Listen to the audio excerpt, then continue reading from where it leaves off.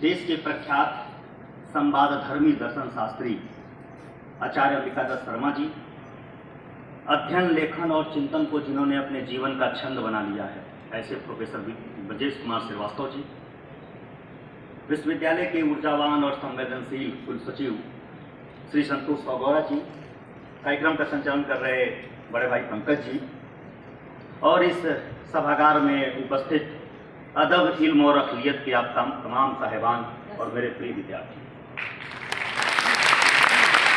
मैं समय अभाव के कारण और कुछ व्यक्तिगत नैतिकता के कारण मैं नाम नहीं ले रहा हूँ। दो का नाम लूँ तो यारामेपन से संकट आएगा, और विद्यार्थियों का नाम नहीं लिया जाता।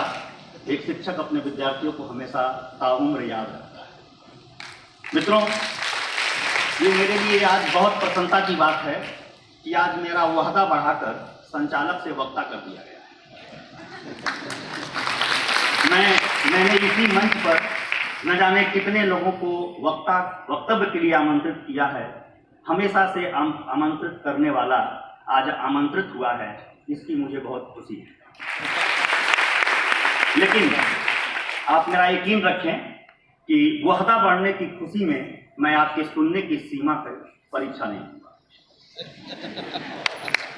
मुझे स्वयं ही माननीय हमने कुलपति जी को सुना, विधायक जी को सुनना है, तो मेरी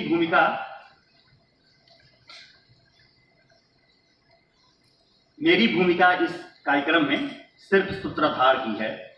इसलिए बस उपस्थित प्रसंग के अनुकूल कुछ मुख्तसर सी बातें मैं आपसे अर्ज करना चाहता हूँ। ब्रजेश कुमार श्रीवास्तव की किताब डॉक्टर हरि सिंह गौर एक प्रेरक व्यक्तित्व हमारे सामने है। इसे गौर साहब की प्रामाणिक जीवनी कहा जा सकता है। किताब के 15 शीर्षकों में और उन शीर्षकों के माध्यम से संपूर्ण गौर चरित्र दर्ज है। देवियों और सज्जनों, गौर साहब पर कुछ भी लिखना एक साथ मुश्किल और आसान दोनों है। यदि आप डॉक्टर गौर पर कुछ मनोरंजक किस्से सुनाना चाहते हैं, ये तो बहुत आसान है। पर आप डॉक्टर हरि सिंह गौर के होने के वास्तविक अर्थ से रूबरू होना चाहते हैं और रूबरू कराना चाहते हैं, ये बहुत मुश्किल काम है। और इस मुश्किल से पार पाने का एकमात्र रास्ता है लेखकीय। मुझे यह कहते हुए संतोष हो रहा है कि प्रोफेसर श्रीवास्तव ने इस कसौटी पर खुद को सही साबित किया है। समग्र गौर जीवन चरित्र को एक व्यवस्थित संरचना और क्रम में बेहद जरूरी संदर्भों के साथ दर्ज करते हुए लेखक ने एक खास किस्म की वर्णन शैली का प्रयोग किया है, जिसमें कुतूहल भी है और रोचकता भी।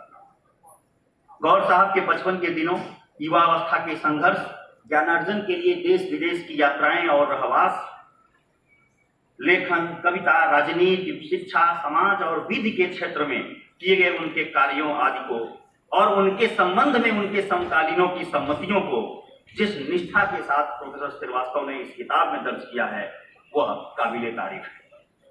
मेरी समझ से इस किताब की जरूरत तब और बढ़ जाती है, क्योंकि ये गौर साहब के ऊपर लिखी गई किताब है, और मेरी समझ से इस किताब की जरूरत तब और बढ़ जाती है जब गौर साहब के बारे में इतनी सारी बातें बिखरी हुई है और उन बातों में अंतर्विरोध भी बहुत ज्यादा है।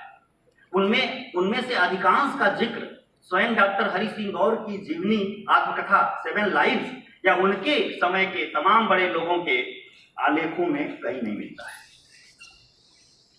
पर बड़े लोगों के साथ हमेशा ये मुश्किल पेश आती है कि कुछ मंच लूटने की अपनी गैर जरूरी हसरत के चलते तमाम लोग आज भी गौर साहब पर मनगढ़ंत किस्से और कहानियां चुटकुले सुनाते हुए आपको मिलेंगे।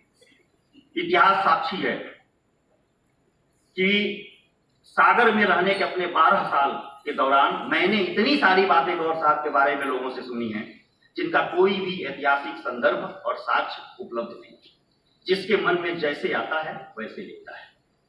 लेकिन आप जानते हैं कि जब चारण सक्रिय हो जाते हैं, तब इतिहासकार को हस्तक्षेप करना होता है। मुझे इस बात की खुशी है और प्रसन्नता है कि इस बार प्रोफेसर श्रीवास्तव इस वास्तविक हस्तक्षेप के हरकारे बने हैं। मित्रों, डॉक्टर गौर की कहानी